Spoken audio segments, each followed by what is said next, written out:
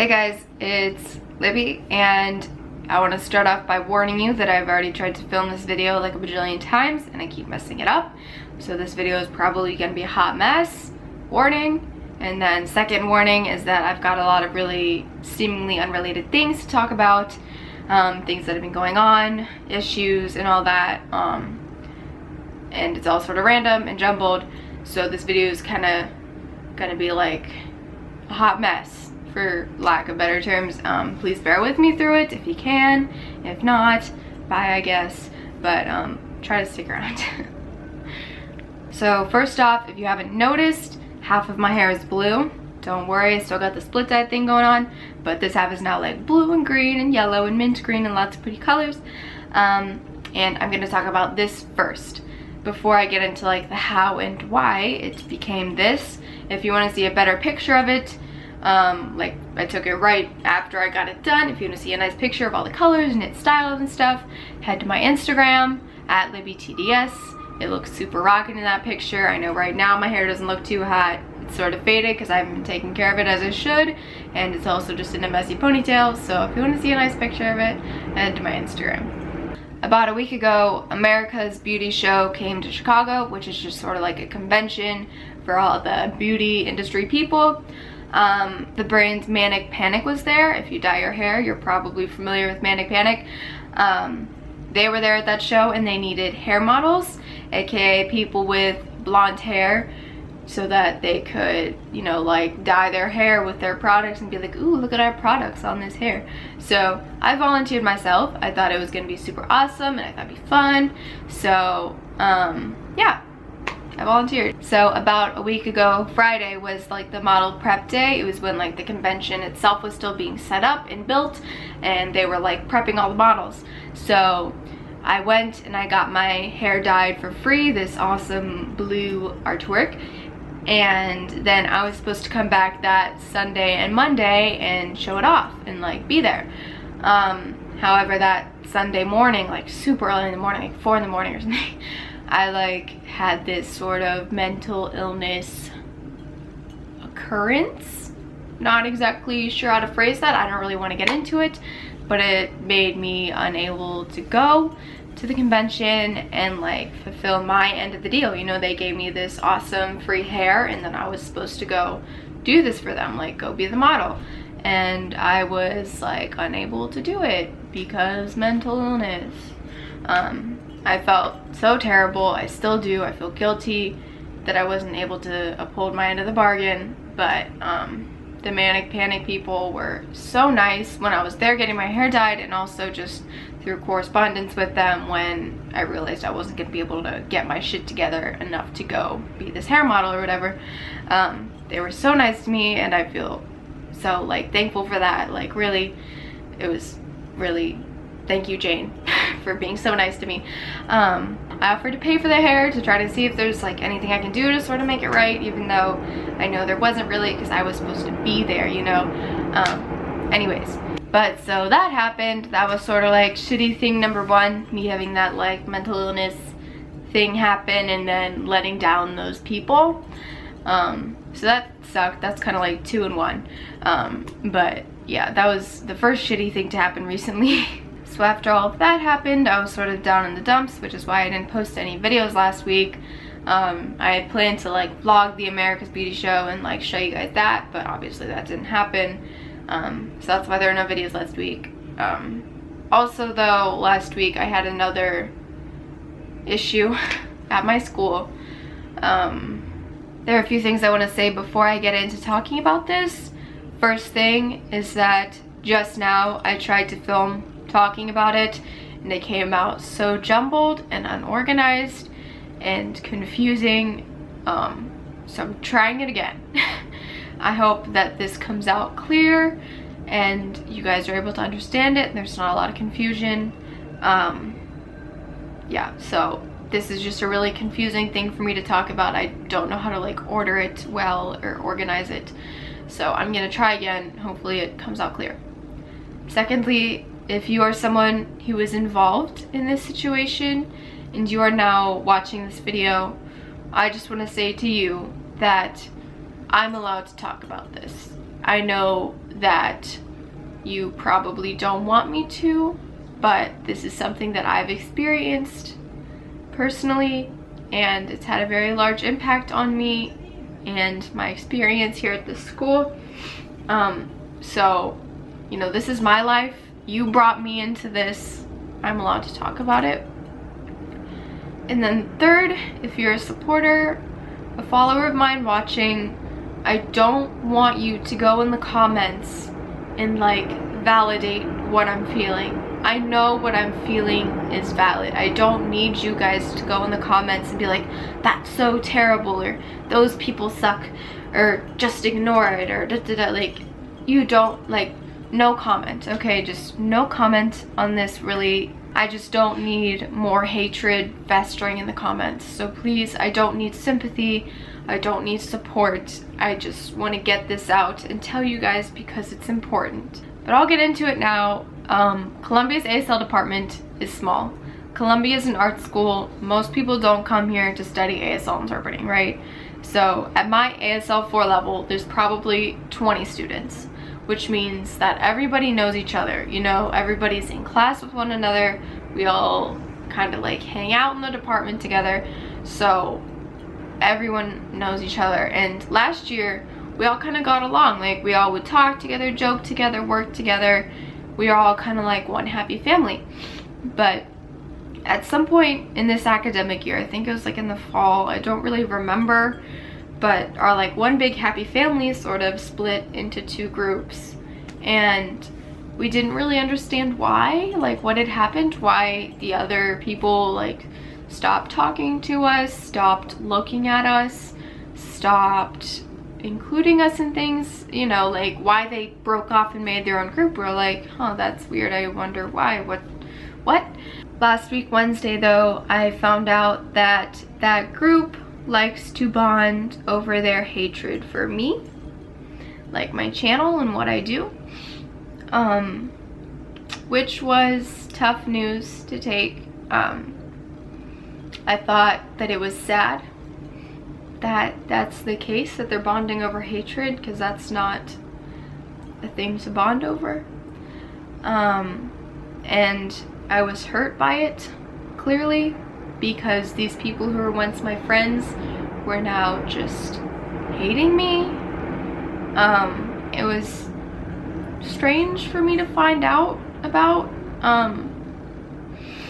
And when I found out about it, I reached out to a few people within that group that were kind of my friends at a point or whatever. The first person I reached out to was someone that I still consider a friend. Like, she still talks to me and she's still nice to me. So I reached out to her because I'm like, what happened? Are you my friend? Are you part of this? You know, I was just trying to kind of figure it out, and it turns out that she's not really involved in that part of the group. Like, whenever they start to do it, she kind of just checks out, which is nice that she's not contributing to it.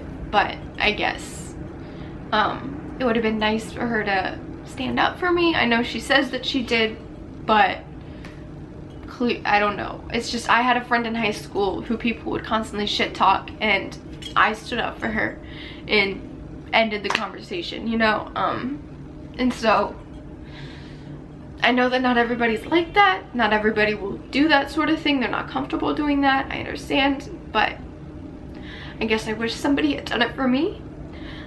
I don't blame her or anything. Again, that's not everyone's thing to, you know, do that kind of thing, but I wish somebody was that kind of person in that group. I reached out to 2 more people in that group that I had kind of felt were previously friends, just to kind of be like, what happened, you know? And one of them wanted to meet with me, so I met with her, and like the first thing she said when I sat down was, so I know you've read some really terrible, really cruel, really hurtful things. And I was kind of taken aback. Like, I hadn't read any of the messages. I had kind of just found out that this thing was going down. I hadn't read any messages, but her saying that made me realize that they were saying worse things than I figured they were. They took it from just like a mutual disagreement for what I do, which is fine. You're allowed to disagree with what I do. You're entitled to your opinion. I know that not everyone agrees with what I do. That's fine. But they took it from just being that to a whole nother level when they just started shit-talking me in their group chats, you know, and just hating me and making assumptions about me and who I am as a person. When I met with her, she told me other assumptions that she and or they had made about me that were just wrong, and, you know, things that they would know were wrong had they gotten to know me, had they asked me. I grew up really shy, you know, I didn't talk, I didn't raise my hands in class, and from the outside, a lot of people view shyness as being stuck up or a bitch, you know, because you're not talking. You must, like, just think we're all below you or something, you know, like that's kind of how shyness can be perceived by other people, which blew me away, because I didn't talk because I was afraid to talk, because I was shy and insecure, you know, like that's like the exact opposite of what people had perceived, you know. So just like reality and then the perception of something can be so off. Kind of since then, I try to not judge people. And then there comes the case of what I'm dealing with right now, where all of my peers have made this horrible assumption about me as a person, these horrible judgments that I truly believe couldn't be farther from the truth, you know. It just feels like it's really wrong to me because I know why I'm doing what I'm doing, and I'll delve into that a little bit later. But it's just really hard to have these perceptions about you that are wrong. It hurts a lot coming from peers because they have access to me, you know. If they had a problem with me, if they were confused about something about me or whatever, they could have come to me like they were friends at a point. They could have come to me and talked to me like a human instead of dehumanizing me and bullying me, essentially. Something that the girl I met with told me was, oh, you were never supposed to find out. Well, no shit, I wasn't supposed to find out. You're never supposed to find out, but I did, and now there's this effect. Your actions have consequences, and I know that they were hoping they wouldn't have to ever face them by me never finding out, but, you know, I done found out, and I'm dealing with the consequences of that.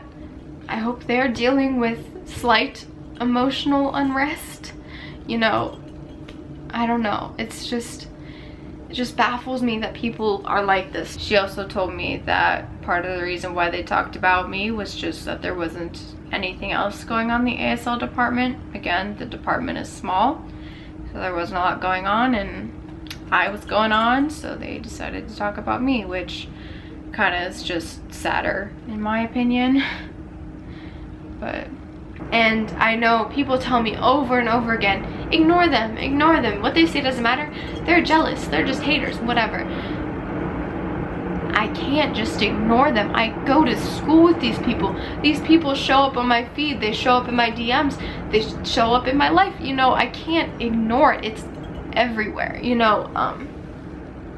It's just really hard to deal with, and it's been making me think recently, like, why do I do this, you know? I know that I'm benefiting some people. I know that people enjoy what I do. I know that I inspire people to go learn ASL on their own. I know that I have a positive impact on some people, but I know that other people have, like, I'm a negative impact for them. I'm not a good thing for them. I clearly fucking understand that. And I just want to talk a little bit about that, just to clear it up for you guys, like my supporters who don't understand. The people who don't support what I do, don't support my videos, like I said earlier, they're entitled to that opinion. You know, their opinion, their feelings, their thoughts are 100% valid, you know. A few examples as to why people don't like what I'm doing would be, they think that this is cultural appropriation. They think that I'm stealing opportunities from deaf people. They don't like that I'm doing this because I'm hearing. They don't like that I'm doing this because I'm not fluent. You know, the list can go on. There are endless reasons why people dislike what I do, and that's fine. They're allowed to dislike what I do. They're allowed to think that it's not right. That is fine. That is not my place to say you're wrong. That's not your guys' place to say that they're wrong. You know, they're allowed to feel that way. That is valid. But then the thing is, their opinion isn't the only one out there. There are other people in the world, specifically members of the deaf community, who appreciate what I do, enjoy what I do, support what I do. There are two opinions basically out there. They don't like what I do, or they do. And deaf people, hard of hearing people, members of the deaf community, they hold either opinion. It's not like it's only the bad opinion. There are plenty of deaf people who support what I do, and that's what's frustrating to me, because from my experiences with the people who disagree what I do, obviously they want me to stop because they disagree with it, but then when I don't stop because instead I'm latching onto the support I'm getting, that's when they make it into a personal attack on who I am. I've had some really terrible things said about me, and it's hurtful. Again, people tell me to ignore it, but you can't ignore it. You read it and it affects you. That's where it's hard for me. Like, I just wish that people would understand that there are members of the deaf community who support what I do. There are. And so what's wrong with me continuing then? I know that these people don't like it, but these people do, you know? So it's just really hard for me. It puts me in a really hard position to be constantly attacked by these people. And I say attacked because it's not constructive criticism. It's not a polite message in my DM. It is almost always very combative and rude and mean. You know, I have a pretty thick skin, okay? Especially having dealt with this for so long, that I can deal with things, but it's hard, you know? And so that makes me wonder why I do this, you know, because why should I subject myself to this? I know that plenty of people like what I'm doing, but wow, man, is it like taking a toll on me? Like, I don't know, it takes the fun out of it, I'll say that. But yeah, I'm in a really hard place right now, you guys, like with this situation, because, you know, kind of feels like the easiest thing to do would just be to quit YouTube altogether. But I don't want to do that. It's gonna make me depressed as hell. I know that much, because this is such a huge part of who I am, my identity, what I do, what I love, my hobby. You know, this is such a huge part of me that to just get rid of it would really take a huge toll on me. I know I'd get over it eventually, but like, wow, I don't think I can deal with that right now, you know. And then I think about, well, what if I just stopped the sign language videos? Oh, wait. Plenty of you guys would be very angry about that. Like, if I stayed on here and just made other videos that weren't sign language, I know some of you guys would support me, and I love that. But so many of y'all would also just come at me like, where are the sign language videos? Why don't you do this anymore? I miss that. Why don't you? Like, I get that enough. Like, recently I've been adding in other videos, and I've gotten enough comments about like, what, has this turned into a wig channel? Like, not joking, like serious, like people who are angry at me, and I'm like, this is my channel, this is my life. Oh, I don't know, I'm just going through so much right now. I don't know if this video has made any sense or not, but you know, there's just a little piece of what's going on in my brain. It doesn't really make sense, you know. It's frustrating and hard, hurtful. Yeah. So again, I don't want y'all to rally in the comments, start a riot. There's no need for that. What's done is done, and that's that. I will say though that my experiences in the ASL community, the deaf community, are not unique. You know, a lot of people deal with conflicts within the deaf community. I just want to throw that out there, that you're not immune from this. Yeah, I don't know. my train of thought was lost somewhere along in this video. I don't really remember what I've already said, so I'm just gonna go ahead and stop it now. Hopefully I got enough stuff out that I was hoping to. I just like have this huge weight on my chest, and I might take a break from YouTube at some point soon. I don't know. I'm still thinking about it, but yeah, so that's going on. Lots going on. Yeah, I don't know. I feel like I'm probably missing things that I wanted to say, but I guess that doesn't really matter. Yeah, so hope y'all have a good week. Can only go up from here, right? Yeah, I'm just so exhausted, you guys. I feel broken down, and I know I shouldn't admit that or whatever for the haters, but like, my gosh, you guys, you won this match, you won this battle. Like, wow, you broke me a little bit inside. So congrats to you. To my peers at school,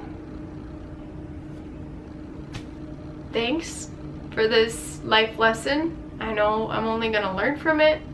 It's gonna hurt for a while, but I know I'm gonna grow. I hope you grow too.